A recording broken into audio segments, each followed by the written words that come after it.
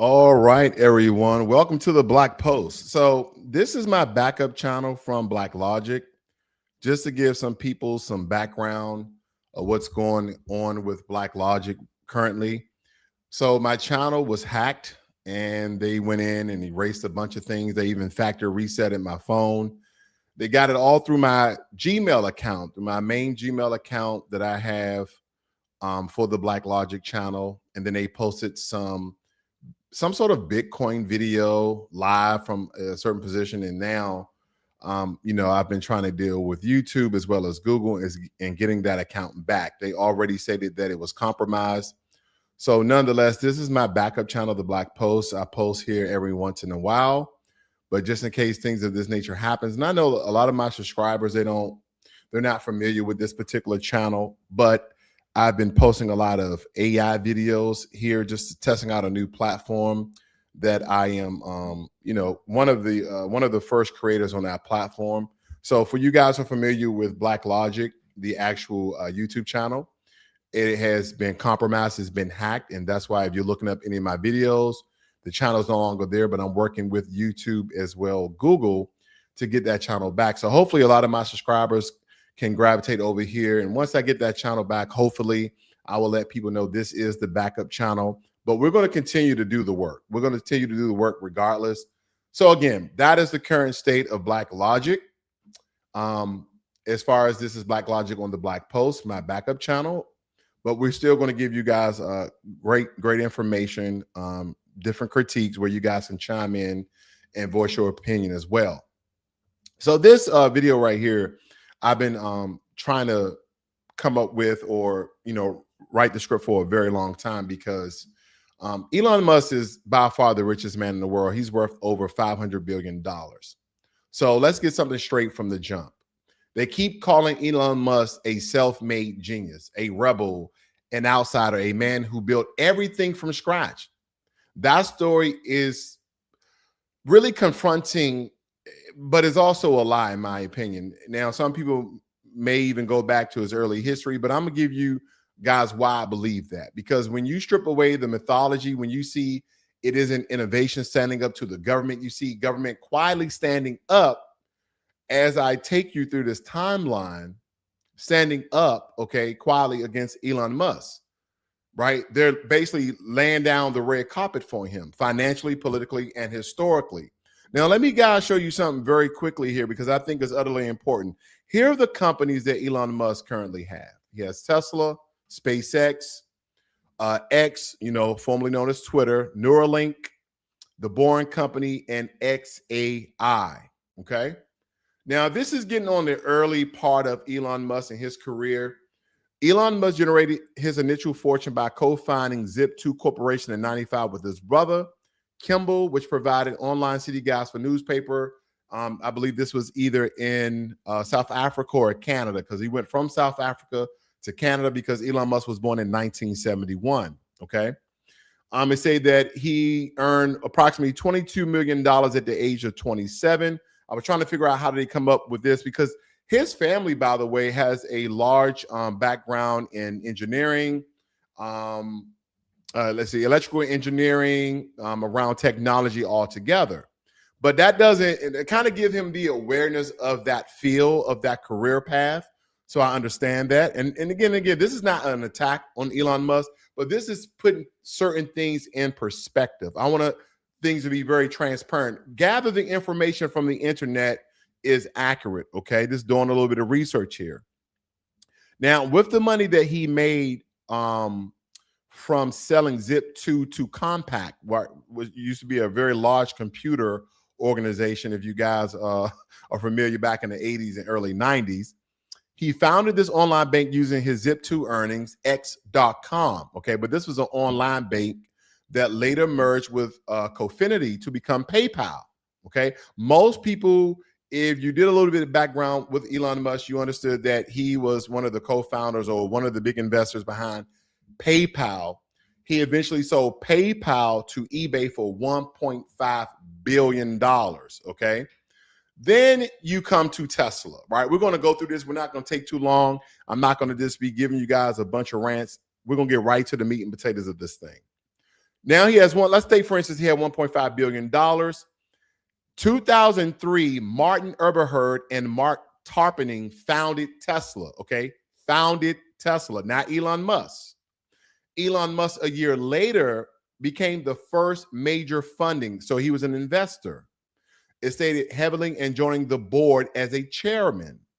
2007 to 2008, internal power struggles led to the two founders losing the company to no other than Elon Musk.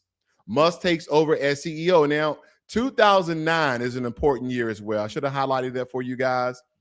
A lawsuit settlement officially names Musk, a lawsuit settlement officially named Musk as a co-founder along with Eberhard and Tarpenning and two others. Now, what's significant about this, because everybody gives tribute, accolades, celebrations towards Elon Musk and some of the very evolutionary things that he did with Tesla, not taken away from any innovations or advancements in electric vehicle technology. But they also credit him as the founder of Tesla. Technically and legally, that's true, but not morally and ethically, because he was not the founder of Tesla, okay? He was a Johnny-come-lately a year later, and he was one of the major investors. Now, somehow, I guess he took him to court so he can be one of the founding fathers of Tesla, maybe for clout, maybe for futuristic reasons.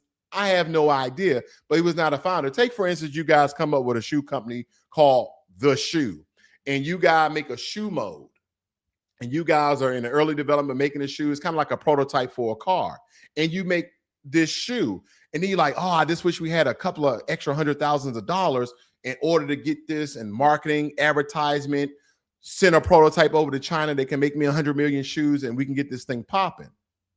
That's where Elon Musk came in. He had $1.5 billion selling PayPal to eBay, and now he has all this extra money. He said, oh, electric cars. That's the wave of the future. See, me personally, and some people will debunk this, some people will contradict this, some people will even argue this. First and foremost, I don't believe Elon Musk is as intelligent as people perceive him to be. I believe that he's a visionary. And some people will equate that a lot of visionaries, like a Nostradamus or even George Orwell, you read the book 1984, they could see the future, or Thomas Edison. They have the ability to foresee certain things. And another gift that a lot of visionaries have is bringing the right people into the same office, into the same atmosphere to produce a product and or service. Right? When I think about Thomas Edison, I think about Lewis Latimer. Lewis Latimer is a Black gentleman, foundational Black American, who invented the carbon filament to emit long-lasting light out of the light bulb. Thomas Edison was a businessman. He was not an inventor. He had a team of inventors. He had the money. He brought people together. They created a thing. Take, for instance, Elon Musk. I view him the same way. Again, this is just building a foundation of how this transformation from Elon Musk, of the so-called people look at him as a genius, as a visionary. Again, I put him in one little small box, the visionary, and that could be a great thing, because a lot of powerful, influential, rich people have become visionaries just by getting the right people together, never really understanding the technology, but they can speak to it. But he does have a bachelor's in physics, but he also has a bachelor's in economics. That explains probably how he's 10 times, 1,000 times his wealth over time, okay? Now, let's talk about these contracts very quickly, because I know a lot of people have been stating that he had garnered a lot of his wealth based upon all the hundreds of thousands and millions and billions of dollars of government contracts. Right? You see the government quietly standing up Elon Musk financially, politically, and historically. So let's talk numbers first, because the scale actually matters, right? When we get the devil into the details, right? And they're kind of letting the cat out the bag right here, guys. Elon Musk and his cost-cutting U.S. Doge service team have been on a mission, right? Trimming government subsidies, all these DEI programs that benefited mostly white women and white men, as that already came out with the Department of Labor. It's like the government does a lot of infighting. Like, they wanted to paint the picture as if, minorities and mostly Black Americans were receiving DEI benefits, and that was absolutely untrue. Boy, it's kind of like snitching on yourself, and you don't know until the truth comes out, but I digress. Over the years, Musk and his businesses have received at least $38 billion, which is really not a lot when you're referencing all the government subsidies in electric vehicle cars and SpaceX and yada, yada, yada. It stated that, the government contracts, the loans, the subsidies, and tax credits, often at critical moments, a Washington Post analysis has found helping seed the growth that has made him the world's richest man. See, here's the thing about what people don't understand. Well, the government didn't give him $500 billion, but no, you give someone, take for instance, you have an idea.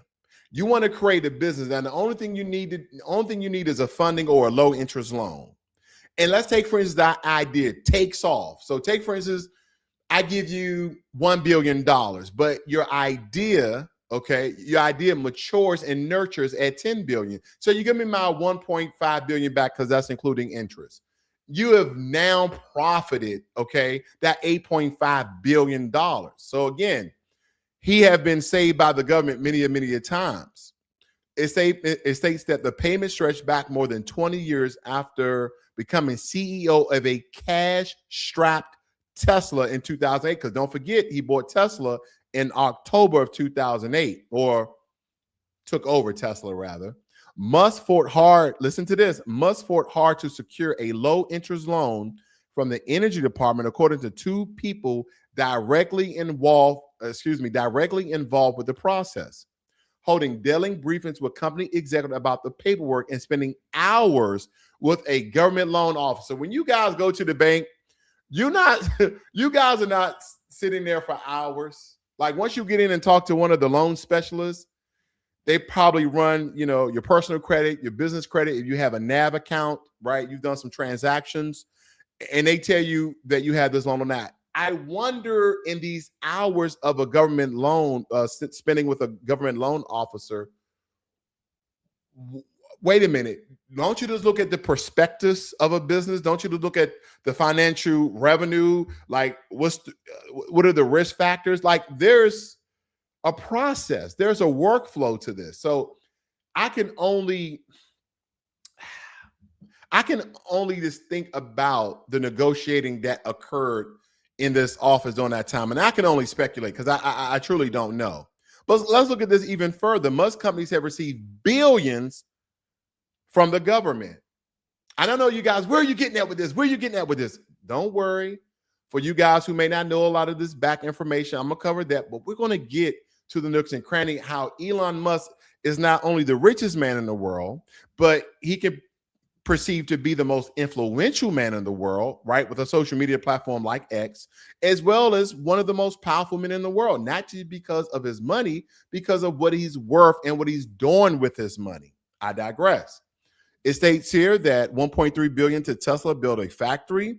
SpaceX contract soared as NASA steps up moon program. You know what's funny about this particular one? I want you guys to focus in right here. They wouldn't let me highlight it, but I'm going to blow this up in case you guys are on your cell phones here. Let me see if I can just blow that up just a little bit more. All right, that's probably about it. They say here that the Post found nearly a dozen other local grants, reimbursements, and tax credits.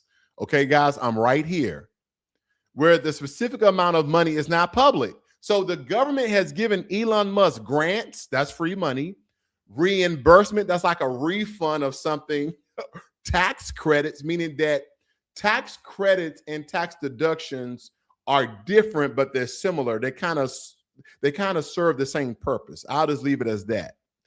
Now, it goes on to state that an additional 52 ongoing contracts with 7 government agencies, including NASA, the Defense Department, and GSA, also known as General Service Administration, are on track to potentially pay Musk companies an additional $11.8 billion over the next few years, according to the Post analysis. The government contracts to SpaceX from NASA and the Defense Department make up the majority of the funds.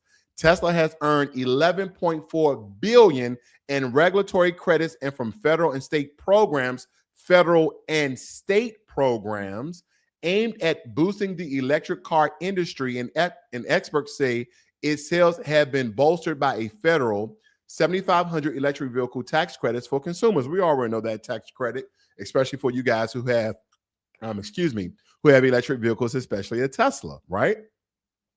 And it goes on to state here that DOGE, which stands for Department of Government Efficiency, has sought to cut staff/budgets or cut contracts at all 7 of the agencies where Musk companies have ongoing contracts. That includes the GSA, Defense Department, and Transportation Department. His relationships with government agencies have at times been mutually beneficial. His ventures have pioneered new markets that have advanced U.S. government goals, including space exploration and the expansion of electric vehicles. And while many of the government programs Musk have benefited from are open to others in the electric vehicle industry, no other company has gone on to achieve Tesla's market dominance, right? Not every entrepreneur at scale have been this dependent on federal money. They have not been dependent on federal money. Not your NVIDIA, Microsoft, Amazon, nor Meta, also known as Facebook, okay? So again, we're building a foundation of the wealth. We're building a foundation of the fanboy. We're building a foundation of critics. We're building a foundation of people who just admire Elon Musk for all his inventions and technologies and all the great things he's done. And I'm not trying to debunk that. I'm just revealing the information as it is given, because again, this video is going to transform something a little bit later of how Elon Musk has transformed publicly, not privately, because in some regards, he's already had these sentiments. He's probably already had this ideology, and we saw little nips and flares here and there. Just because he was on with a black YouTuber by the likes of MKBHD talking about Tesla and technology does not mean he has other private ideology that is now coming to light. That's kind of letting the cat out the bag, but I digress, right? And it also states here that Elon Musk has grown even wealthier through serving in Trump's administration, right? Now, let me blow this up. When a president nominates someone with conflicts of interest to public office, like a Elon Musk, ethics laws require that the government and nominees themselves take steps to highlight potential conflicts and remedying them before their confirmation. Musk was reportedly a special government employee, someone expected to work for the federal government for no more than 130 days in a 336 5-day period.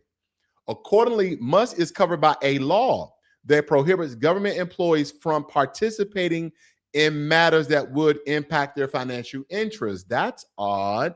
However, Musk and other employees have now departed DOGE without providing insight into their financial holdings.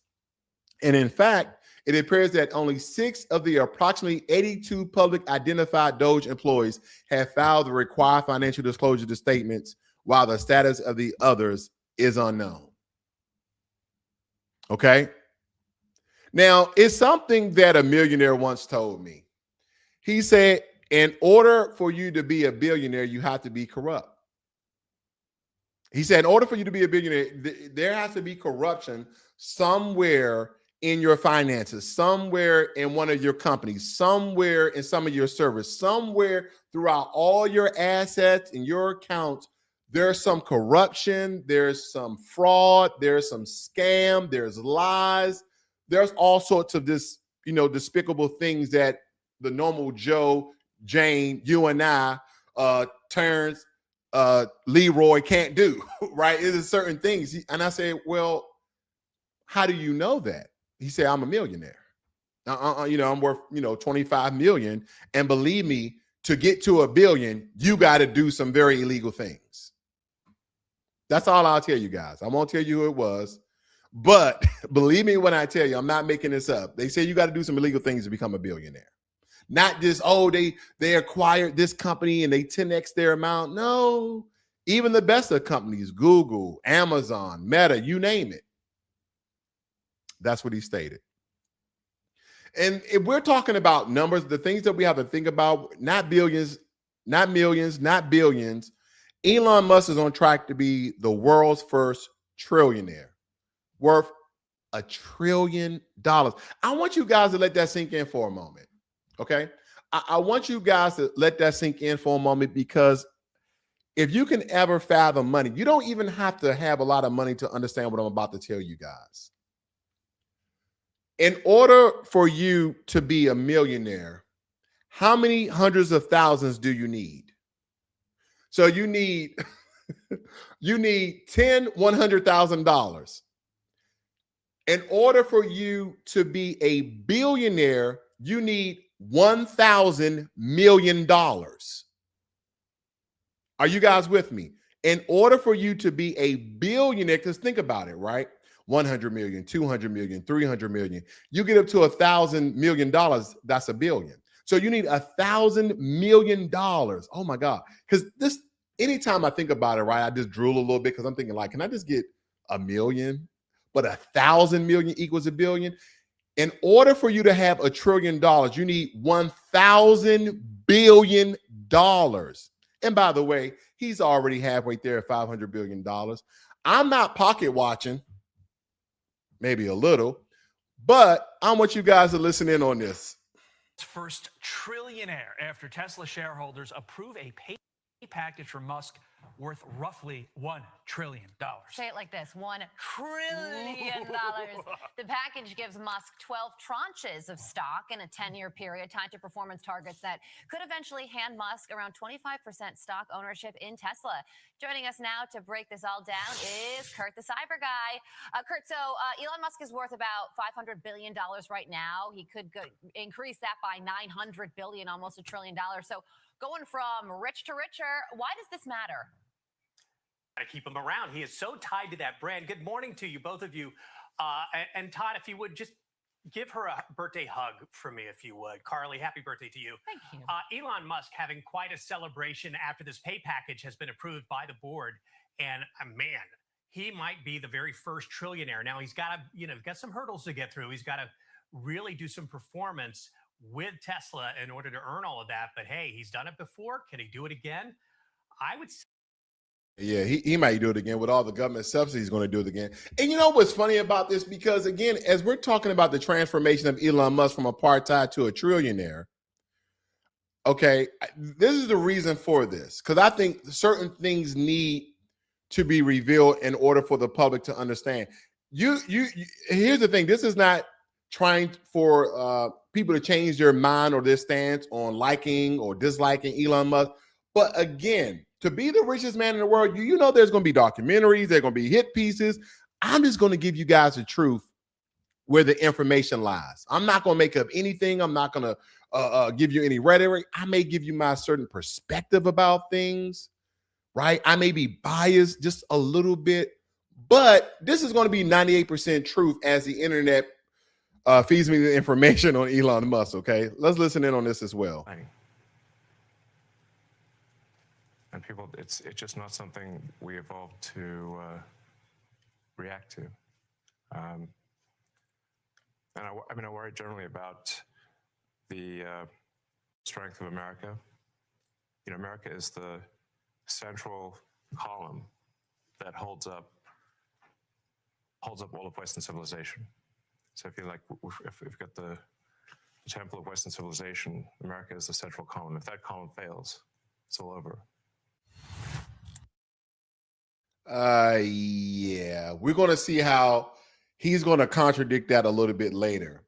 Now, I want you guys to really key on how the last news segment or the last video clip that I shared with you guys, Tesla shareholders just approved a compensation package that, if performance benchmarks are met, which he's met them before, could push Musk's personal wealth near or beyond $1 trillion over the next decade. So in basically 10 years, he can be a trillionaire, right?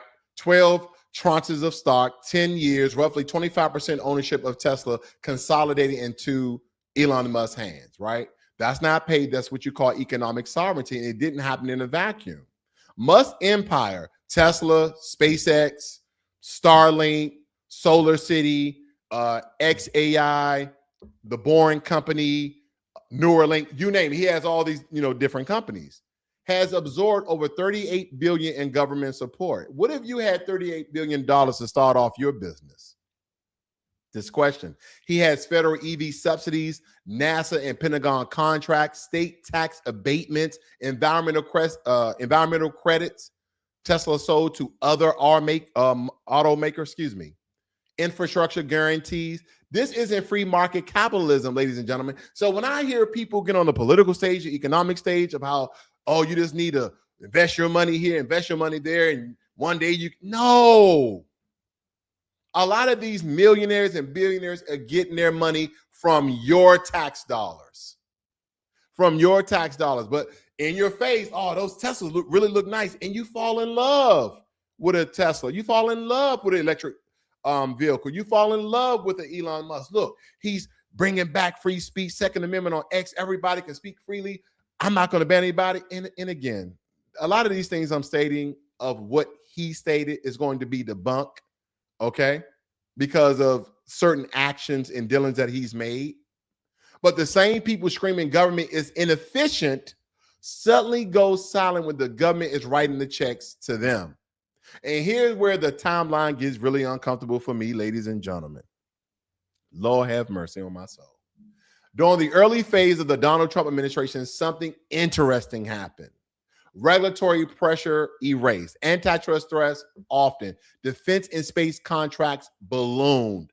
I show you guys back here, on these particular charts that I was showing you guys, how the money, this 10x from your government tax dollars. Automotive credits were key in Tesla's first full year of profitability. What it says, tax credits from the government. Automotive credits total near 1.6 billion. Without them, Tesla would have lost $718 million. Now, just a quick question for you guys. If you guys was coming up with a new technology, say, for instance, your car, was a hybrid, you can use solar panels. The shell of your car was made out of solar panels, but it didn't look like it was made out of solar panels. You had a small micro wind turbine in the front instead of a radiator. You used geothermal heating from the Earth's surface that generated. You had the regenerative braking energy that when you brake, energy goes back into your battery. What else? What else I come up with? Gas, regular gas, premium gas, E85 gas from corn. You put water, H2O water inside of your car, right? And you had a water separator. You had a HHO where it separated the hydrogen from the oxygen and it just used the hydrogen gas.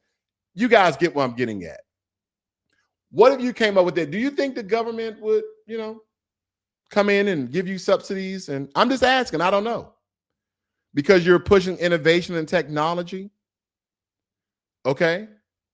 It states here that the company also benefited from 7,500 federal tax credits for EV buyers, which helped make Tesla's cars, which can cost up to $80,000 more affordable for consumers who may not have bought them otherwise. So you wouldn't have bought a Tesla if it was $80,000. You wouldn't have bought your little Model S, even though that's kind of like a sports car, 80 grand. You probably wouldn't have bought your Tesla Y, your Tesla X, whatever it is nowadays. I don't know. Tesla's funding from federal, state, and local agencies. Think about that. On the 3 tiers of government that most states have, the federal government, different branch, but we have the state and local agencies, all giving federal funding, contracts, loans, subsidies, and tax credits. 2007 to present. Man. It states here that Nevada's Governor Office of Economic Development, $1.4 billion. Automotive regulatory credits, $11.4 billion. New York, $750 million. The Energy Department, $471.3 million. I mean, he was getting money from all over the place to make these vehicles, right? And granted, do I personally have a Tesla? Absolutely not.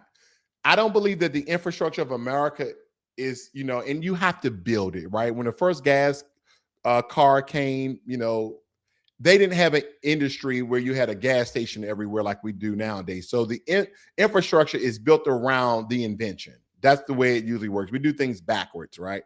Because you spawn, you have a great idea, you put into fruition, you make a prototype, you get into production, and then slowly but surely there's an infrastructure that's built around that, right? Like an electric vehicle.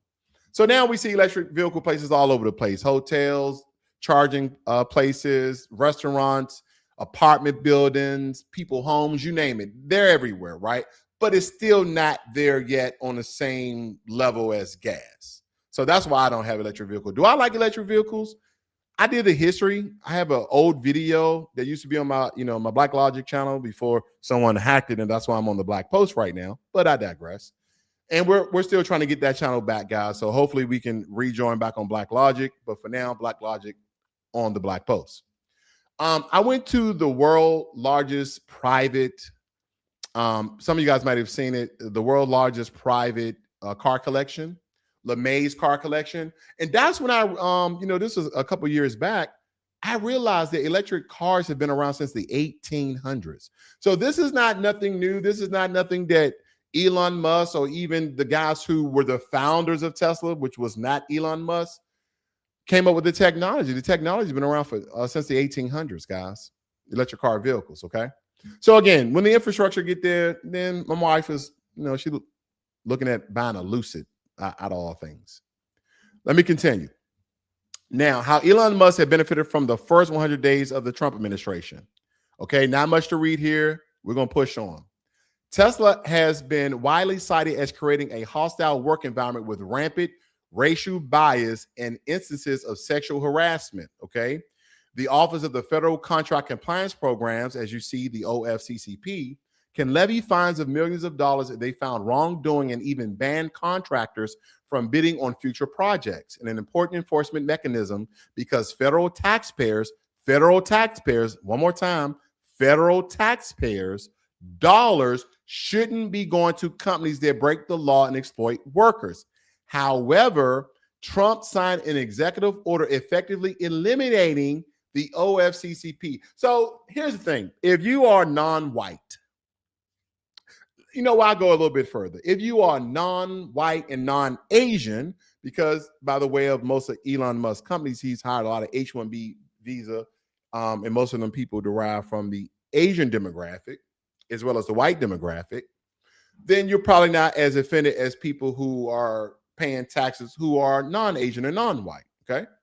The reason why I say that because there's been a multitude of different lawsuits that have come out against Tesla and a lot of the, hostile work environment that supposedly Elon Musk has allowed. And I know people are going to say, man, you know how large a corporation is? There's thousands of people that work there. There's managers and supervisors and CEOs and directors and da-da-da. But ultimately, the CEO is the one, regardless, either by his own hands or by direction, writes the vision for the company, the mission statement for the company, the rules, the regs, all of that falls up under the CEO responsibility. Not that he's going to write it. Even the president doesn't write his own speeches. He may hey, put the word Constitution right there. Okay, yeah, that's good now. Right, little stuff like that, but they're not writing their own speeches. Maybe Obama did because it's the way he spoke, but I heard he had a speechwriter, so debunk that as well. Let me move on. So Trump signed his executive order effectively eliminating the OFCCP during his first week in office, effectively halting their investigation into Tesla and ensuring that the U.S. workers will be subject to unlawful treatment. Because at this time, Tesla was already paying out millions of dollars. Some of the, remember, one or two of the people who received 2 or 3 million from Tesla because of racial bias was a black person, was a black guy, I believe a black engineer, by the way. You guys can definitely quote and look that up. Now, in 2002, the Inspector General at the U.S. Department of Agriculture launched an investigation into Neuralink, a Musk-owned company developing brain-computer interfaces. But one of Trump's first executive actions included illegally firing inspectors. Boy, power is powerful. From 17 federal agencies, including at the USDA. Look at that. So the USDA was investigating Elon Musk's Neuralink, right, for his brain embedded computer interfaces. And then Trump comes in the same way he did with Tesla. And he fired the inspectors, even at the USDA that was conducted the investigation. Though the content of the investigation was unclear because they got fired, they could no longer continue the investigation. It was most likely due to the botched experiments that led to the deaths of multiple mammals, including monkeys. Numerous employees have complained that Musk had pressured the company into moving too quickly, not only leading to the unnecessary deaths, but also compromising the research. Wow. Okay. So let's go a little bit deeper here, because now we're getting to a point where Musk didn't just benefit around. Okay, Musk didn't benefit around the administration. He benefited inside the gravitational pull of power, serving as an advisor, position himself as a visionary. I would definitely call him a visionary. I would not take nothing away from the visions or ideas. Whether he came up with them by himself or he stole them, I don't know. But nonetheless, shielded from scrutiny while federal agencies look the other way. That's the part. This is not a hit piece, by the way. This is just revealing a lot of things that the public may not know. And while American argue culture wars, Musk's balance sheet went on steroids. That's why he's fast tracking to be the richest man in the world, not by his own sweat and brow, but because of government subsidies. So when I think him talking about DEI, which benefited mostly white women and white men, black people are at the bottom, like always.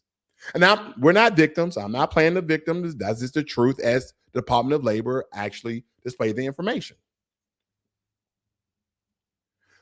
What about that welfare queen that you look down on and talk bad about? What about those people on EBT that people were talking about living off of government subsidy?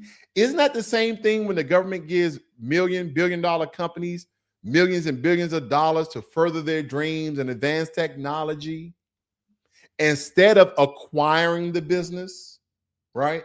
Can't the government say, well, if we give you this loan and you don't give our money back at the time that you give it, then we will acquire your business? No. In this case, the government didn't do that. They kept giving them money in millions and 700 million and $1 billion. They just kept giving them hand over fist money. That's not a coincidence. That's access. Now, to understand the worldview, you have to understand the soil it grew from. Musk wasn't born in Silicon Valley, ladies and gentlemen. He was born in apartheid-era South Africa, raised in a society where democracy was suspended for Black people.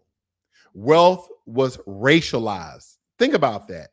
In order for you to become wealthy, in order for you to become, let's say, better off, you were white. This is South Africa, by the way. Again, this is revealing some things that people may not understand or understood while he's on track to be the richest man in the world. But during that time in South Africa, especially during apartheid, even before apartheid, labor was cheap, disposable, and controlled. And we're going to talk about his father, Elon Musk, just a little bit. But his grandfather, Joshua Hadelman, wasn't just around apartheid, he admired it. A technocrat advocate, a man arrested in Canada for Nazi sympathetic organizing. Y'all remember that? How Hitler salute? Now, granted, during the Hitler age, the salute itself, they didn't hit their heart or anything like that. Maybe some of them did, but most of them just stuck out their hand, by the way, as the Nazi salute. And then they showed some, I guess they showed Hakeem Jeffries, Jasmine Crockett. They showed some Black people or some on stage, and they did something similar. And I had to ask myself this question, right? Because that was a good way that they played with those imaging. What's the difference between two Black guys calling each other the N-words? Like they're playing some spades, they're playing poker, and like, man, go ahead, N-word, man, whatever. And what's the difference between someone who is non-Black calling someone who is Black the N-word? Is there a difference? Is there a difference? I'm just asking a question. Is there a difference? So my point is, if he's doing the Nazi salute versus somebody who appears to do the Nazi salute, but with no Nazi affiliation, apartheid affiliation, white dominance affiliation? Is it different or is it the same? I'm just, again, don't beat me up. I'm just asking the questions here. As they say in Sparta, even though they killed the messenger, don't kill the messenger. But again, his grandfather, Joshua, again, he was arrested in Canada for Nazi sympathetic organizing. Someone who saw democracy as inefficient and believed elite should rule instead. I keep telling you guys, this whole left versus right, MAGA versus liberal, the elites are just laughing at all of the people. It's really the elites versus the people. This, if you ever study Greek and Roman sort of history, a lot of those elites spawned from the government, from parliament, from as we would say, Congress. I'm not saying that is the same transformation that a lot of our politicians make, but a lot of these people have to deal in politics in order to garner power and control. Why would he want to become part of Doge? Now, granted, some people would say, well, Elon Musk does have a bachelor's degree in economics, and you see he's running all these Fortune 500, businesses, so he is a great choice. Did you guys know that at one point in time that Elon Musk was a Democrat? And that all these government subsidies that he was receiving was under the Democrats? Here's the part I've been trying to teach for a very long time. This, not that you have to agree, just for you to understand. Power doesn't have loyalty. It has alignment. Powerful people don't care about loyalty. They care about alignment. When Democrats was in office, Elon Musk, Democrat, government subsidies, billions of dollars.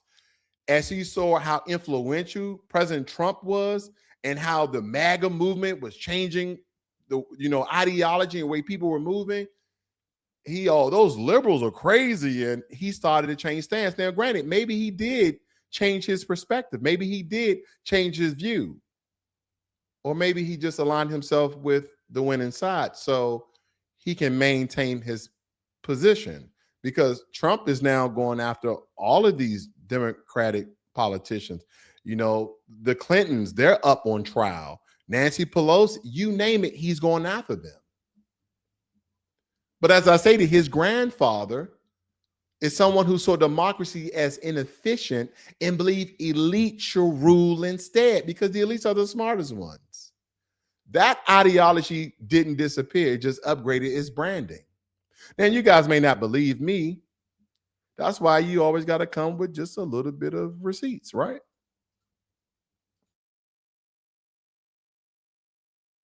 He's been closely following the South African-born billionaire Elon Musk, who was born in 1971 in Johannesburg, South Africa, and raised under the country's racist apartheid laws. Some of McGreal's pieces include what does Elon Musk believe and how the roots of the PayPal Mafia extend to apartheid South Africa.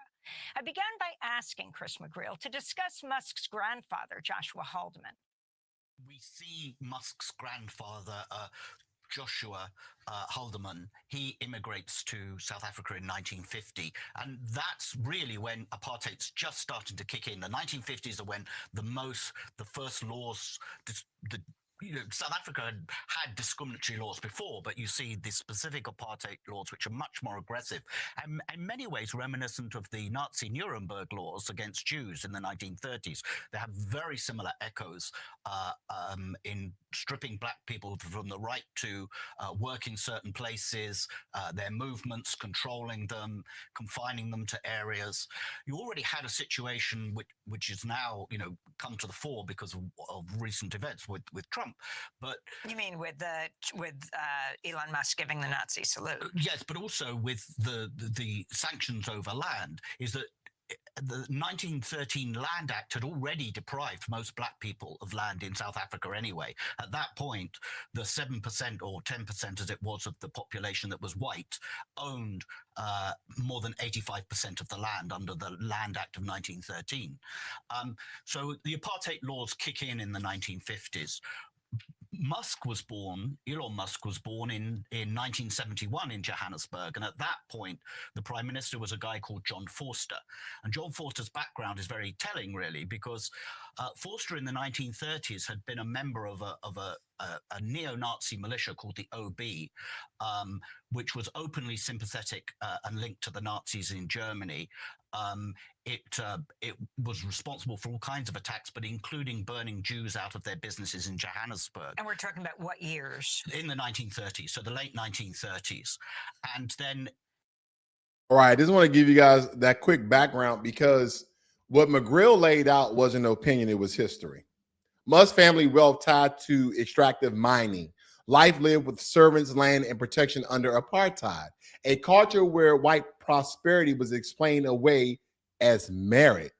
That's important because when people grow up benefiting from injustice, they rarely see the system as unjust.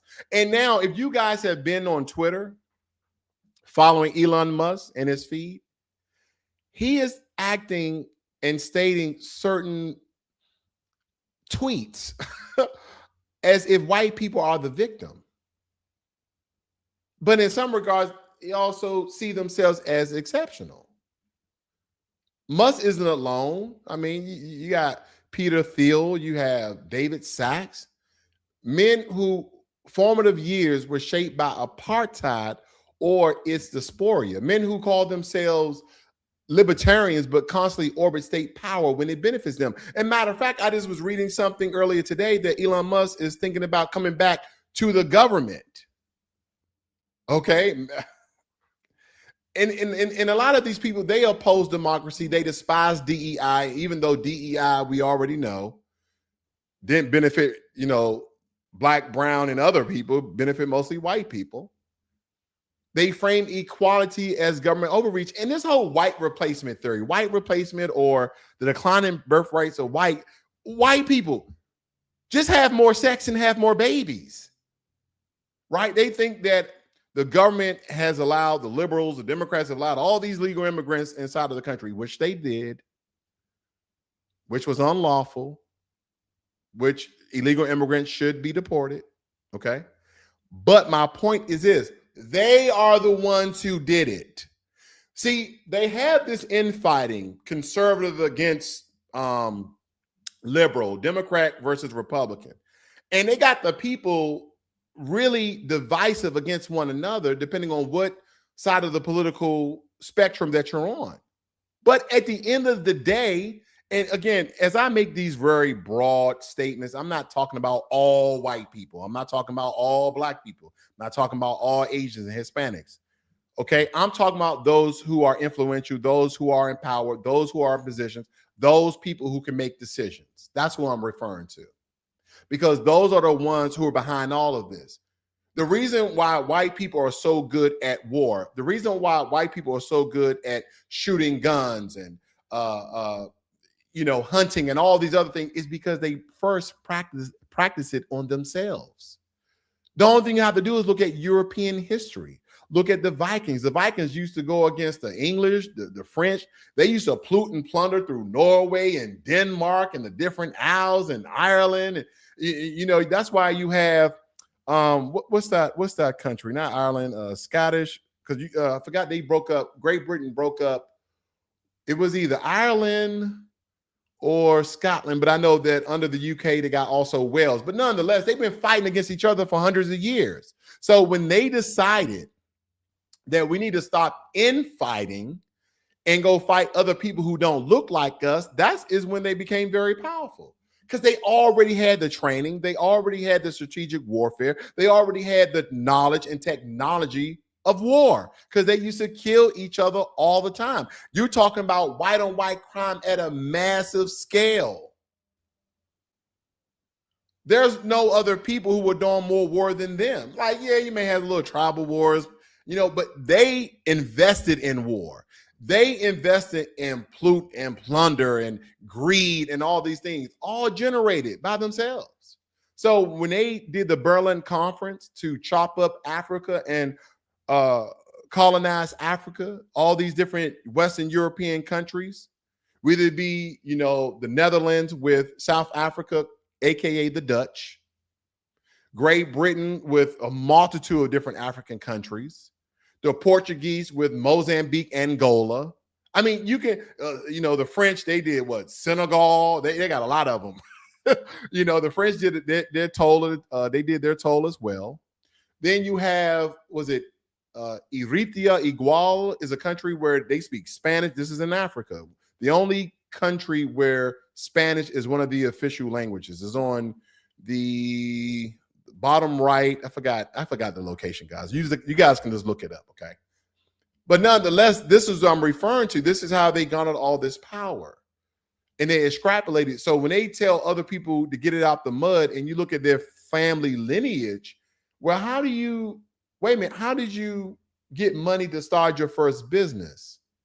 Zip2 was Elon Musk's first business. Well, how did you get the money to start that business? Then we look at the family line. Look at their historical references. But they would tell you, you just got to work hard. You got to get it out the mud. Wait a minute. So stemming from your grandfather in the apartheid, there was wealth generated there. Then with the wealth generated there, you started a business. And that business, you bought another business. So bought another business. So now you're on track to be a trillionaire. But they would tell you and I that we're not as intelligent, we're not as smart, we're not as hardworking, we're not as this, that, and the other. Again, family, this is not what you may think it is. Should you work hard? Absolutely. But I'm telling you, a lot of people that we revere, a lot of people that you may admire who may be, a billionaire, so to speak, believe me, they didn't get there because of their hard work. Okay, look at their family. Look at President Trump, by the way. Oh, my father gave me a $10 million loan or a $10 million grant or gift or something, became a multi-billionaire in selling real estate. What if I had $1 million? I will go out and buy a block somewhere, renovate it, right? And then rent it out to people, and then I will accumulate wealth. I will build business credit. Then I will take out a low interest loan. Then I'll buy another block, and now I'll repeat. But a lot of people, even low income and middle class whites, don't have that ability. But the majority of elites in the Western European world are white. I didn't say all, but most of them are. And that's why they don't, and I have nothing against China, because China produces a lot of Chinese billionaires. They don't want China to overtake America. I don't want China to overtake America. But I wonder if a lot of the Chinese billionaires got their billions the same way American billionaires did. I want to know electric vehicle car companies like BYD, like NIO, like Samsung, like, that's not Chinese, that's Korean, but you guys get what I'm getting at here. Because, would it be Huawei with Chinese phones that they banned in America, Oppo, you have all these different things that competes against America. And you see how power tried to control power. But most of the manufacturing of all these products come from where? China. Now, I want you to understand where Elon Musk's ideology might have come from. I don't know, but this is going to explain a lot. The big concern at the moment, and why I think South Africa is a big talking point in the US right now, is America in the next 20 years will become, for the first time in its history, a minority white country. Well, that will be a very, very bad thing to happen. You want to see the US go down? Why? He just said if America no longer becomes a majority white country, do you want to see the US go down? I'm confused by that because, and this is very argumentative, but I'm going to give you my truth Foundation of Black Americans built the foundation of America, the first streets, the first roads, the first buildings, the first railroads. Then came later minorities, people from China finished off a lot of the railroads. People from Ireland and Italy built some of the other constructions, but the very foundation of this country was built by Black Americans. And then other groups came later. So when you say, and then all these tech jobs, who are in all these tech fields, right? They come from a country in South Asia called Indians.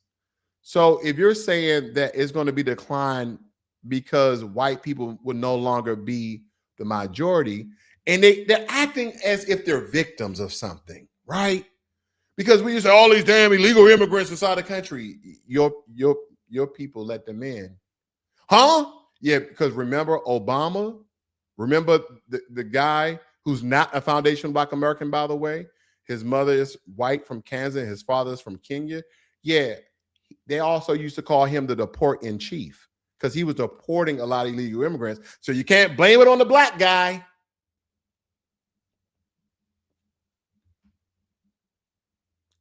So whether it be Biden or with his henchman Kamala, who is, in my opinion, okay, she's Indian.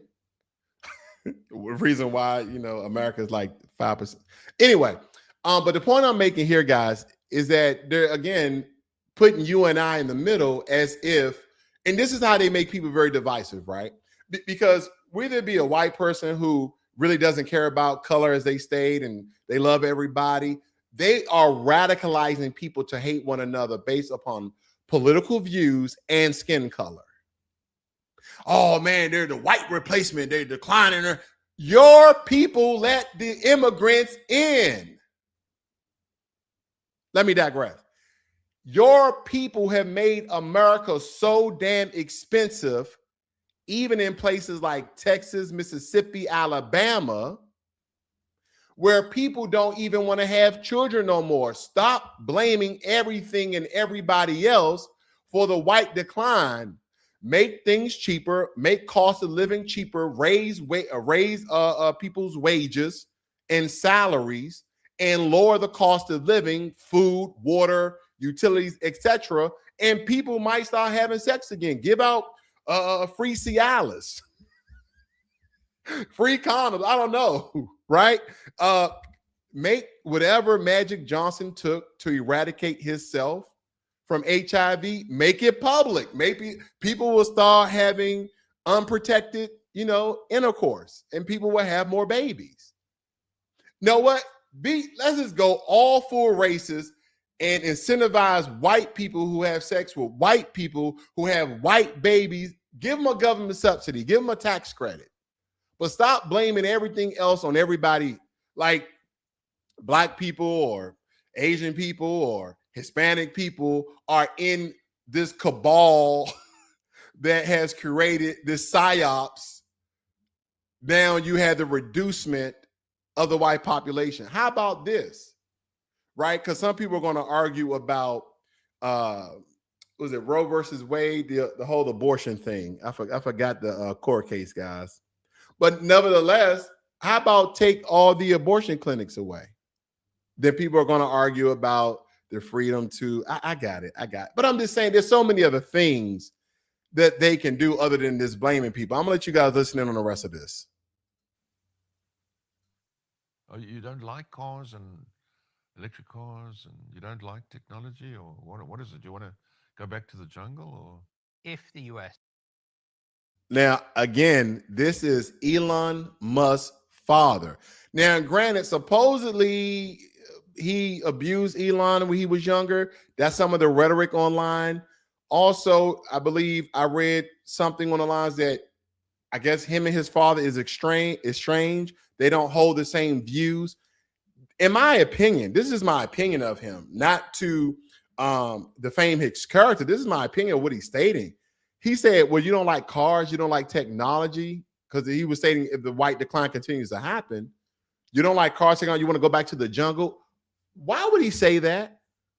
Why out of all places, why would he say the jungle? Oh, that's right. He's part of the apartheid regime in South Africa. that is 90% black. Yeah. 2% Indian, 8% white. Yeah. That's where he gets his ideology from, possibly. Because again, we're talking about the transformation of Elon Musk from apartheid to a trillionaire, right? This becomes a minority white country. Yes. So there's Latinas, there's blacks, there's people from all different races make up the majority, and then it could be 48% white people. Do you really think the US is doomed if it goes under? Yes, it goes under there. Seriously? Yes, of course. You see, if you take South Africa, we have a small white population that projects the European culture, or what we learned from Europe. And oppressed millions. I hate to stop it again, but he said a minority white population in South Africa that projects European culture. He's right. War, murder, death, kill, control, exploration. I mean, all sorts of things when he said that, as if we are helping to save black people in South Africa. Because I'm going to just rewind it just a little bit. I'm going to play it all the way out so I don't keep breaking it up. But man, if this doesn't get your blood to boil, you just a little bit. And I don't care what race you are. It should just, someone who thinks this way, believe me, is very, very dangerous in my opinion. Do you think the US is doomed if it goes under? Yes, it goes under there. Seriously? Yes, of course. You see, if you take South Africa, we have a small white population that projects the European culture, or what we learned from Europe. And oppressed millions of black people. No. For decades. How do you oppress? We gave them work. We fed them. They grew from a tiny little group into a massive group. That's not oppression. That's feeding them. Do you understand? You only grow big if you get fed. You only start at 800 and become 50 million if you get fed. We fed them, for crying out loud. Enough with this nonsense. But so you understand, because the black population was so oppressed under apartheid. Well, we never saw this oppression you're talking about. You never saw it. No, I never saw it. Yeah, but because you're white. Now he's claiming that he never saw the oppression of South Africans by white people in South Africa during apartheid. He said, we fed them. Who were feeding them before you came? Here's the thing, ladies and gentlemen, were they starving before the Europeans came? Were they starving, or were they farming themselves? Don't forget, the first irrigation system was built in Uganda. So Africans had this technology way before the Europeans colonized Africa after the Berlin Conference, let alone when the Dutch, aka the people from the Netherlands, went to South Africa to colonize them. He said, we fed them, we gave them work. Yeah, you gave them work. Just like Foundation Black Americans, we got work in America. And we work for free. And they work for pennies. And you stole their land. Come on, man. But this is the ideology of Elon Musk's father. Now, granted, we can't judge the son by his father. Can we? Should we? Does that have any influence? Well, how old was he when he went to Canada? 17. How much grooming and nurturing did Elon Musk do to Elon Musk? Well, let's look at it. Shall we not? Let's look at it. Blow it up a little bit. White people are a rapidly diminishing minority on global population. Okay, and in the 1900s, white population of the world was 36%. Today it's 8%. Fabio says, even if this was true, so what? Why is skin complexion such an existential issue for you? See that question right there? You see that question, ladies and gentlemen? This is like when white people tell the truth. Why is skin complexion such a big issue for you, Elon?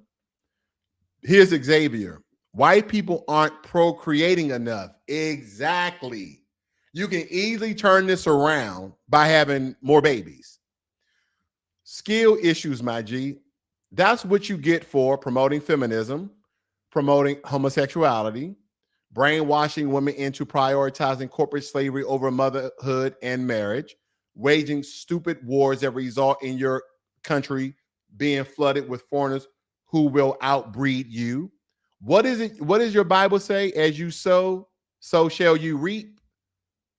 These people are telling the truth to the hypocrisy of Elon Musk stating what he's stating. You okay, right? Of course, you have all these Fortune 500 business, so you have to be a problem solver in some regards. In the military, they always just say, okay, you can give us a problem, but you need to also come up with a solution. So he's come up with a solution, by the way. We're going to cover that as well. Then Laura Loomer, out of all people, the great replacement is real. What replacement? How? No one is going around unaliving white people. No one, no group, no non-white group, key point, no non-white group is going around unaliving white people. So why are they saying these things? This is how you radicalize people to harm innocent people who are not of your same demographic and race. But again, these people are elitists. They're rich and very influential. And they want the henchmen who are low IQ to go out and do their bidding. White people be like, this is Lena, white people be like, gotta help those minorities. This is funny. Okay, the rabbit hole. Most of Europe has fertility rates below replacement levels. Whites will likely represent a shrinking share of the human population. Okay, and World War I and II, World War III. You see, all of these is building sort of a victimization reality for people. Oh, they're replacing us. How are people from other countries replacing white people? Or they're letting all in the immigrants. Yeah, they shouldn't. Illegal immigrants should not be inside of any country, right? But how's that replacing you if you're not having enough babies? Again, they're not doing anything to physically harm you guys, right? They're not like making you guys sterile like they did that experiment. The Europeans did the experiment in Kenya, where they made all those women sterile so they couldn't have babies. They didn't practice syphilis, okay? They didn't practice syphilis like the American government did at the people at Tuskegee, the black people at Tuskegee. You guys should really read the medical apartheid book, okay? All the medical experimentations that they've done. Look into your Margaret Singers as well, right? That's what they don't want to tell you, okay? Only in the same world is this controversial. It's okay to be English. Lord have mercy.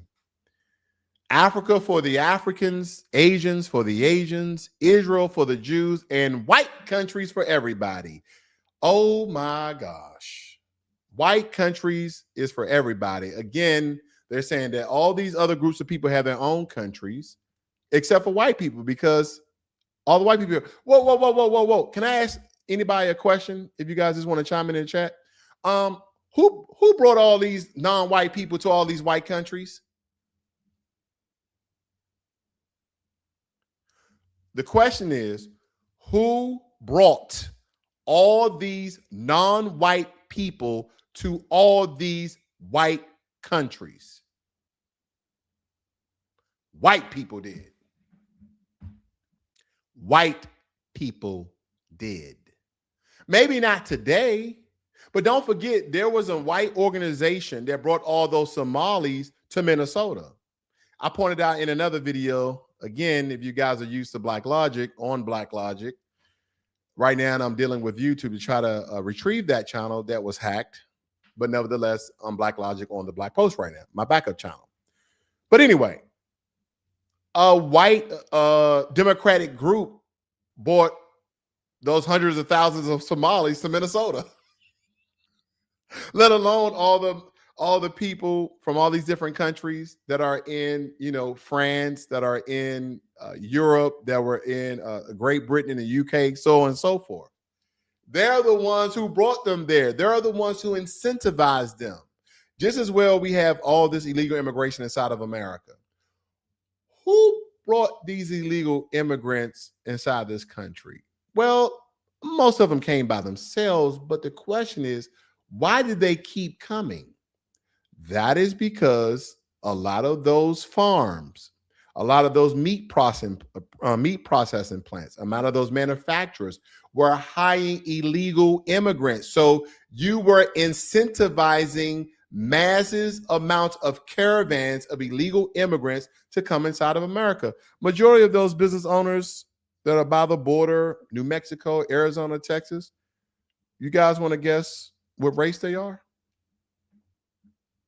Don't worry about it. I'll tell you. Majority of them are white. And again, this is only applicable to those who may be offended by it because I'm just calling out race and the truth as it is. This is the reality of things. This doesn't pertain to all white people, all black people, all Asian, all Hispanic, etc. But this is the reality that we live in because some truth need to be told when people are trying to radicalize people to harm people. People get out here and they write these manifestos. They write certain things on their weapons. They put the N-word, they put spick, and they put, ladies and gentlemen, there are foundational Black Americans. There are Hispanics who are American, who's been here for hundreds of years as well. Asians as well, especially some of the Chinese. That is just the history of America. And I think they radicalize low IQ or low information people who are not, who are historically grounded and understand how America came to be what it is today. And again, this whole stereotypical, like, what's the guy name who was on a Grammy? Shabuzi, talking about this country was built by immigrants. No, it was not. No, it was not. It'll make, because here's the thing. If this country was built by immigrants, here's the one question I always have people. If you don't believe foundational Black Americans, descendants of slaves, didn't build the foundation of America, then when you say immigrants built this country, how do people immigrate to a country that's not a country? Does that make sense? You had to immigrate to something, right? There has to be a process. There has to be workflows. There has to be administration. There has to be governance. There has to be a government. There has to be authority. There has to be all these things in place in order for you to be considered an immigrant. But if you was here 1800s, 1700s, 1600, when the foundation of America was constructed, and it was constructed on the backs of my ancestors, and then I'll give credit to the Chinese who came, was it 63 or 83 years later? They came later and helped build the finishing of a lot of the railroads. But the first railroads, people will say, oh, the Chinese built the railroads. They didn't build the first railroads. The first railroads were built on the eastern seaboard, north to south, by foundational Black Americans. But see, people don't want to know history because then they can't argue. They live in their ignorance and arrogance, and they rather just argue about hate, and divisiveness. But when you understand history, you don't have to respect it. That's the thing. You don't have to respect history. You can actually hate history, but you don't have to lie about it. You don't have to forbade it. You don't have to ignore it. Let me move on because we're getting into it right here, ladies and gentlemen. As I told you before, Elon Musk endorsed white nationalism. I'm just asking the questions. It states right here, and this is on the religious dispatchers. On Thursday morning, Elon Musk retweeted with a 100% endorsement, a post declaring that, and let me blow this up as large as I can. Yep, that's official Elon Musk Twitter handle there. Jur wrote, if white men become a minority, we will be slaughtered. Remember, if non-whites openly hate white men while white men hold a collective majority, then they will be 1,000 times more hostile and cruel when they are majority over whites. White solidarity is the only way to survive. What in the hell does white solidarity means? Anybody, please tell me what does white solidarity means if that's not radicalization at its best. See, here's a lie they keep telling everybody, that we need to have white solidarity. You already have white solidarity. You own all the Fortune 500 businesses. You have extrapolated Africa for all its resources. You have colonized the entire world. That is white solidarity on a major level. And Elon Musk put 100%, by the way. He put 100%. Because they're stating that if they become the minority and they are the worldwide minority, right? There's more non-white people than there are white people. And no group of people in massive or even small groups has this went around killing white people. That has not happened. Let me ask you guys this question. If you're a non-white person, do you hate white people? Or do you judge a person based off their character? Now you might be a non-white person who may just hate white people because they're white, because of their history, because of some of the things they've done. But I don't hate white people. I hate white people who hate me. I hate white people who do bad things because based upon their skin color, who does heinous things. I judge people on the basis of their character. I don't hate no particular people based upon their skin color. But I want you guys to think about history right here in America, how people were trained and taught to hate Black people based upon their skin color, based upon their genealogy, based upon the way they were born. Think about that. I hate you just because your skin color. We call those bigots. And we're going to institutionalize a system that oppresses you. And because of Jim Crow, things were very brutal. We need to figure out how to oppress them more politically, more legally, more socially. We don't want to just oppress them where people can see the oppression. Then, the humane society may come and get us. People may not look at America as a great country anymore. So let's do it a little more covertly. What you guys are failing to understand is when one man can influence global communications, and he can influence it just with this one tweet. 100%. I agree with your statement. 100%. I'm down, 10 toes down with you. 100%. White solidarity is the only way we survive. What in the Tesla Model S are they talking about, ladies and gentlemen? Exhibit A. Exhibit A. Is this white solidarity or is it just me? I told you guys about the Berlin Conference, 1884 to 85, a meeting of Europeans to regulate colonization and trade in Africa, formalizing the scramble for Africa by selling rules for claiming territory without African representation. They have always had white solidarity. What in the hell is this apartheid birth baby? This apartheid birth baby by the way of Canada and now a U.S. citizen, Elon Musk, talking about? Yeah, you agree with his statement, so you just didn't say it, but you agreed with it. And let's go a little bit deeper than that.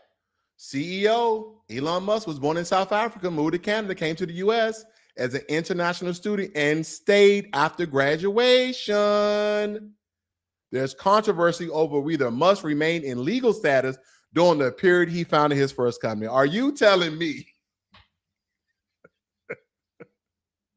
Are you telling me that an illegal immigrant is against illegal immigration?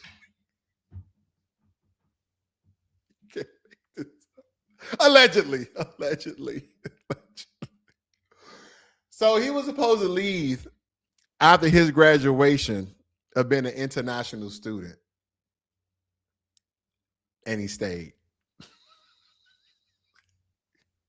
And that's how a lot of international students from China, India, especially Asia, and even a lot of African countries, they come over here on international student visas because they're probably top of their class, top of whatever, and they are part of these exchange programs, and they stay.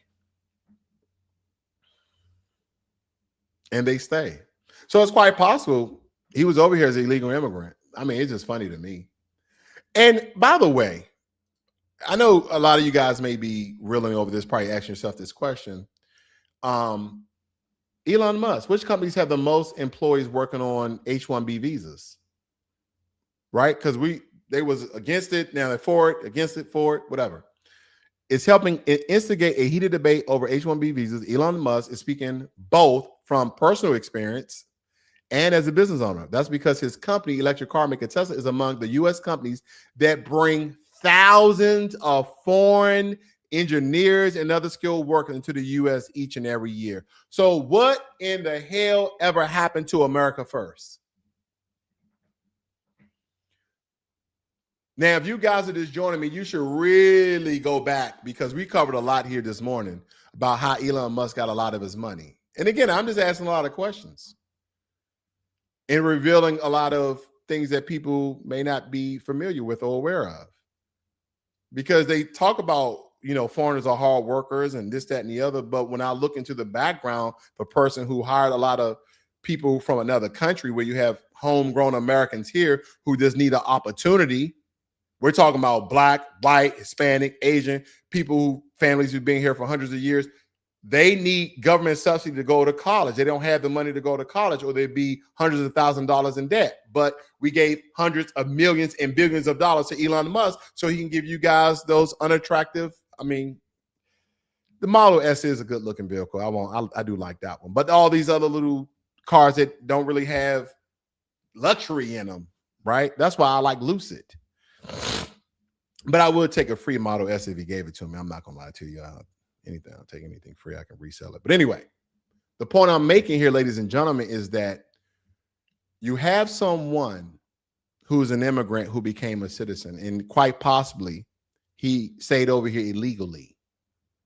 Somehow, because of his millions of dollars influence to get government loans, subsidies, credits, reimbursements, grants, low interest loans, and now is on track to be a trillionaire, who is now the richest man in America, who's speaking about the great white replacement, who's speaking about white solidarity, who is saying white ideology, white nationalist talking points, who's from a white demographic of people who are part of the apartheid in South Africa.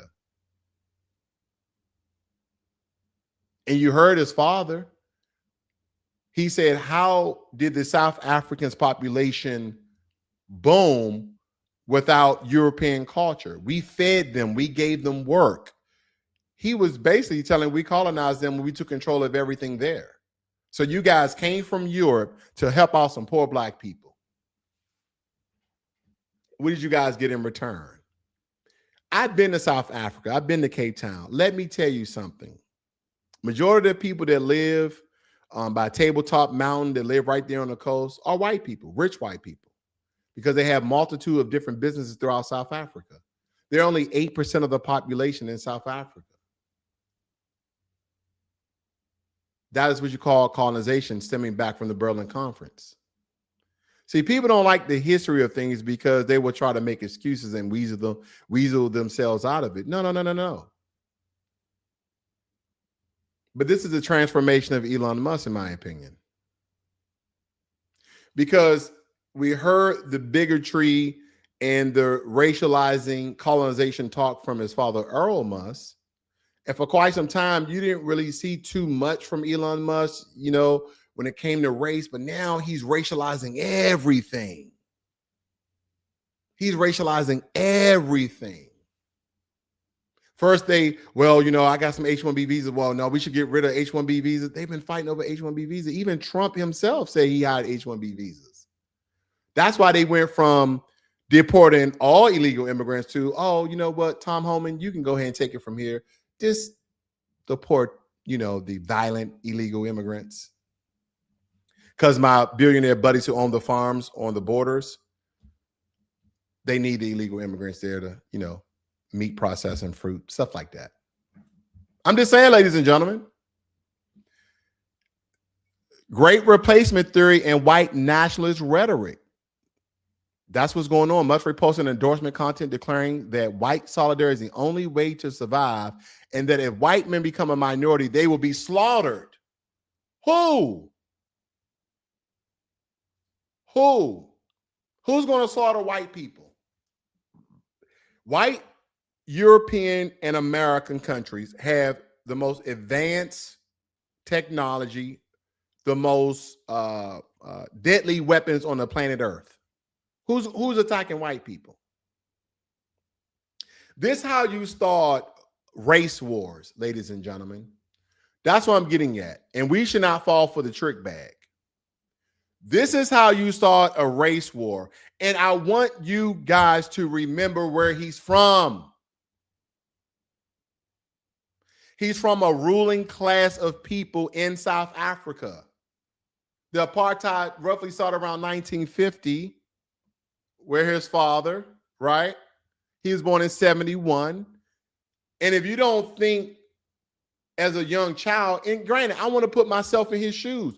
Would I have some of his same ideology of me being better than other people because I'm more wealthy, I'm richer, and they're poor, they're dirty, they're stinky, they're starving, blah, blah, blah. I will probably have that same ideology until I got a brain and understand what really went on. But that's the thing about elites. That's the thing about power. Power has no loyalty to anything. It only has alignment. First, he was a Democrat. Now he's a Republican. First, him and Trump are out. Now him and Trump are in. Then they were out. Then they were in. Now he's talking about coming back to the government.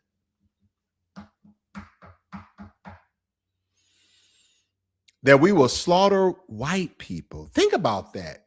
Now, granted, a lot of Afrikaners, right? Boers, white farmers, Afrikaners, white people in South Africa, they really dislike Julius Malema, who is the political leader of the EEF, the economic EFE was Economic Freedom Fighters, EFF. My apologies, because he said some very hostile things, right? And in today's society, they could look to be radicalizing towards Black South Africans to, in some regards, hurt white South Africans, but that hasn't happened. Even the whole story behind those Afrikaners come over here because there was fear of death and retribution and their land being stolen. And no, they came, and a lot of the European countries came out and debunked it and stated that no, Black farmers, white farmers are getting killed at the same, if not Black farmers getting killed at a higher rate than white farmers. But it's not because of race. It's because of raiders and people just doing criminality. But ladies and gentlemen, when you read this right here, let me show you one more time. Certain keywords. White, non-whites openly hate white men. Think about that. White men hold a collective majority. Then it would be 1,000 times more hostile and cruel when they're a majority. So someone who is unstable emotionally, somebody who is low IQ, they're going to go around and kill non-white people. Because you keep saying the replacement theory. You keep saying declining birth rates. You keep saying if non-white people become the majority, then they're going to slaughter white people. So what are radicalized white people going to do? What are low IQ white people going to do? What are unstable mental health patients, white people going to do? They're going to go around and hurt non-white people because they believe that's going to be one of the methods in order to keep the majority of the country white. That's his one perspective. Don't get me wrong. I'm going to the most extreme perspective, by the way. But that's how you radicalize people. Same thing, you know, when you have Muslims, not all Muslims. I don't want people to think I'm talking about all Muslims, but those Muslims who strap bombs to their chest and run inside a crowd of soldiers when we were over there in Iraq, they were radicalized in some degree. Okay. Elon Musk apartheid politics. America is not post-colonial Africa. Let's pop this up.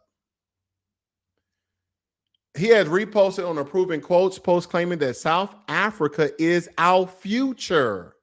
Remember when Elon Musk was talking about America and how great it is, and we need to do this and we didn't do that. Now he's talking about how South Africa is our future, that the U.S. is at risk of turning into a global favela. If you guys don't know what favela is, it is a slum, it's a ghetto. That the left is importing a new voting bloc from the third world, that all other racial groups show extreme in-group preference and particular hatred for white people. Wow. You know what? I don't know too many. I don't think I know any black person, especially a black American. I don't know any black American that hate white people. I think when black people express their emotions, it's because something racial happened because a person was black. There was a white police officer that killed an unarmed black man, right? There was a group of white guys who jumped a black guy. And black people say, them damn white people crazy, but they don't mean all white people, right? That would be idiotic. But out of your emotions in your film, like we're talking about the richest man in the world saying things of this nature. The richest man in the world? You don't think he's influential? He owns his own social media platform.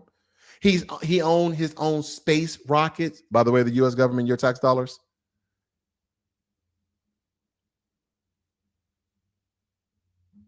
Maybe people don't understand what I'm saying. And that New York Mayor Zoran Madawi seeks to eradicate white people. What? See, ladies and gentlemen, these people, when it comes to rhetoric like this, they know exactly what they're doing. In my opinion, statements like that will radicalize people to cause harm to Zoran Madawi. Why would you say he seeks to eradicate white people? Like, what is that? Who's going to defend that statement?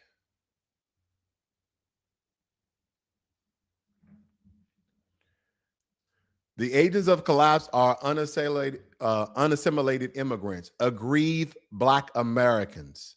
The agents of collapse are unassimilated immigrants, aggrieved Black Americans, and progressive elites who have inflamed resentment through years of identity-based moralizing the implied endpoint conflict for which he wants whites to prepare themselves. The implied endpoint is civil conflict.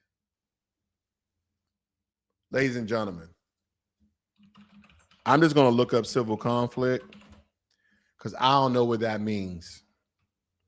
Because once you said he left me at conflict, I know what a conflict is. Let's look it up together. Conflict, civil conflict. It says for a conflict to be defined as a civil war. Can we see that? Can you guys see that?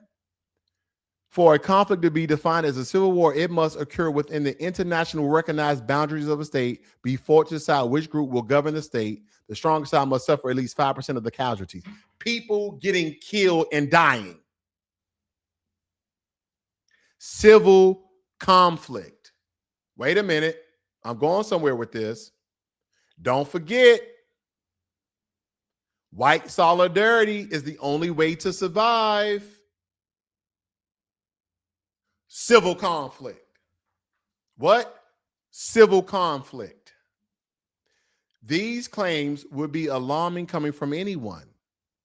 From a man of Musk's unparalleled resource and influence, they warrant loud and unambiguous rejection. The hundreds of thousands of likes and millions of impressions garnered by Musk's post suggest that his views are shared by more than a few others, despite flashpoints over immigration and high crime in a handful of American cities. The conditions in the country are generally peaceful. The streets are generally safe. The crime spike will endure in 2020 has fallen off. So why has the race war is coming proven to be such an attractive rallying cry? Ladies and gentlemen, am I making this up? Please let me know. Please let me know if I'm making this up. I don't want to give anybody rhetoric. I tell you, I give my perspective, but I'll give you the truth. Thank you for making it happen. Thank you.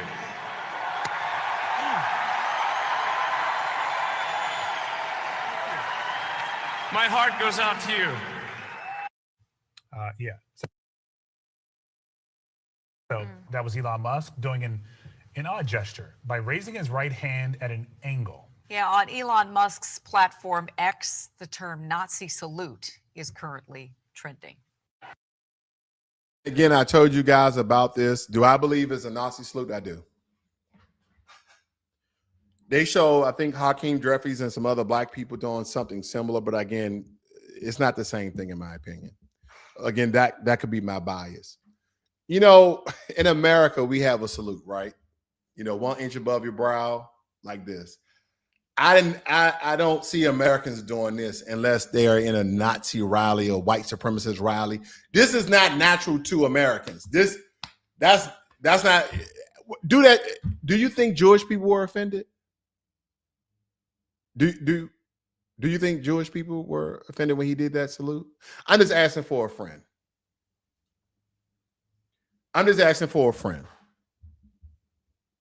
Because as I told you guys before, when one man can influence global communication, shape U.S. space policy, control EV infrastructure, push demographics, panic rhetoric, and approach the trillionaire status, that's not innovation anymore, ladies and gentlemen.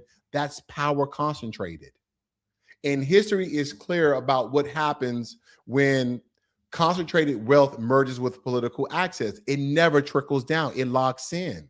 So while Musk's lineage benefit from apartheid, men like Sam Nujoma, it's spelled Nujoma, they fought it. Namibia's independence wasn't handled out. It was won against the same system that enriched Musk's world. And believe me, that contrast really matters because history doesn't judge brilliance. It judges alignment. People are going to understand this alignment thing very quickly because you know what? I want to do something similar with Candace Owens.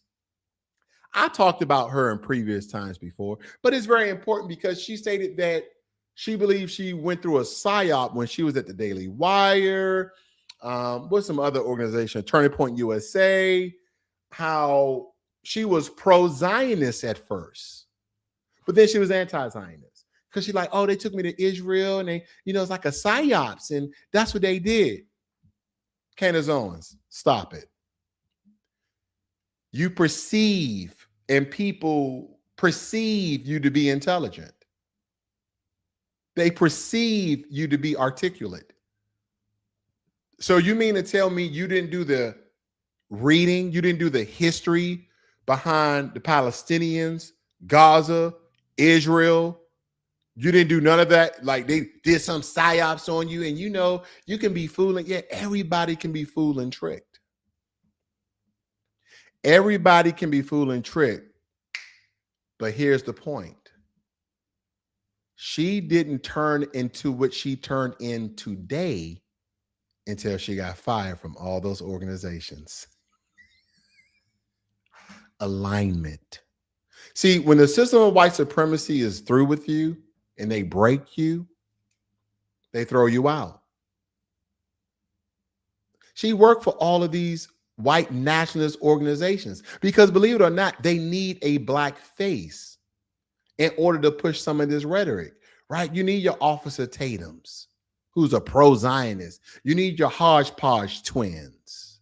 You need your, or they needed your Candace Owenses.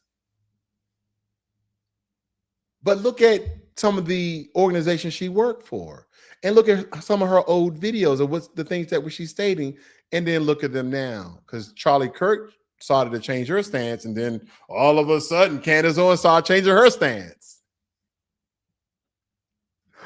Alignment, ladies and gentlemen. These people don't have loyalty to anything. They have loyalty to that good old American dollar. That's what this is about.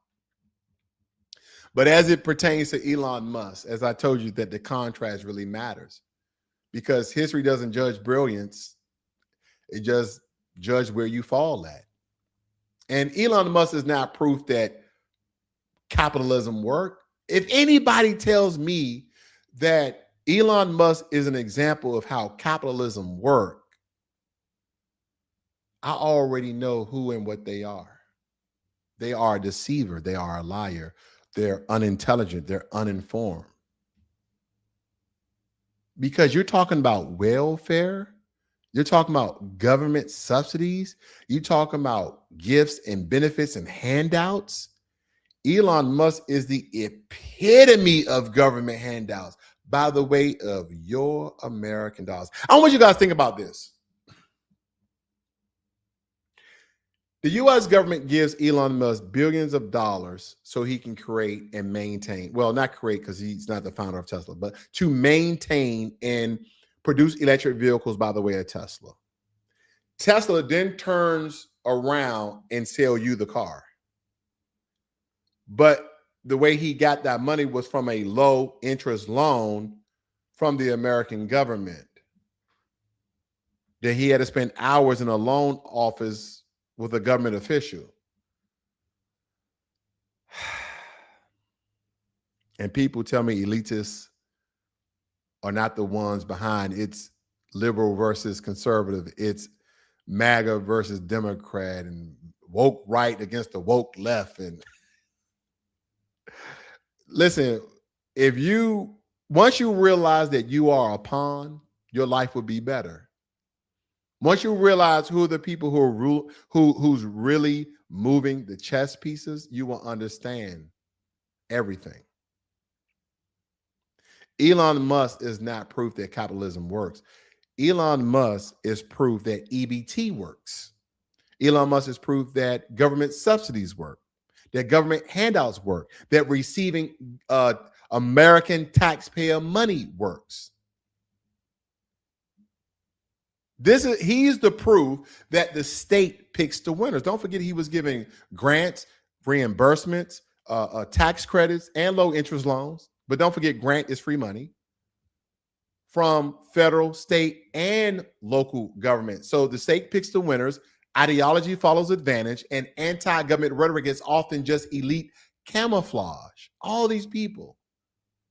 This isn't about hating success. I mean, I want everybody to be successful against their own grit and hard work. But what if you could get a government contract and produce electric vehicles? This ain't about hating success. This ain't even about parking watching Elon Musk. This is just revealing a lot of things that people may just not know. It's about recognizing who paid for it and who didn't get a seat at the table, because you and I didn't. Because taxpayers come in all demographics, colors, shapes, and sizes. Do we not? We believe in all religions. So this video is not about white people. It's not about black people. It's not about Hispanic or Asian people. It's not about what happened in the past, what's happening in the future. This is about how rich people get rich and how they tell you to work your butt off and how our government dollars are being spent. You know, one thing they won't do is put me head of Doge. Oh, yeah. They won't do that. Yeah. I'm not a Republican. I'm not a Democrat. I'm not an independent. I'm a person who's going to sort out, you want to cut subsidies? You want to cut benefits? Oh, I'm your man. I'm your man. And I'm going to reveal everything. That's why they don't want nobody in the political spectrum who's about the truth. They just need somebody who falls under the color of truth. However they color it. It could be white, black. Because when one man stands on $1 trillion of leverage, like Elon Musk, everyone else stands underneath him. And gravity always works the same way. Ladies and gentlemen, hopefully I've given you some insight. Hopefully I've revealed some things to you that you didn't probably know. Hopefully this live was interesting. If so, if you're new to the Black Post and Blacklogic, please hit that subscribe button, hit that likes up button. And I'll see you guys on the next one. And hopefully the next time you see me, I'll be right back on the good old channel, Blacklogic.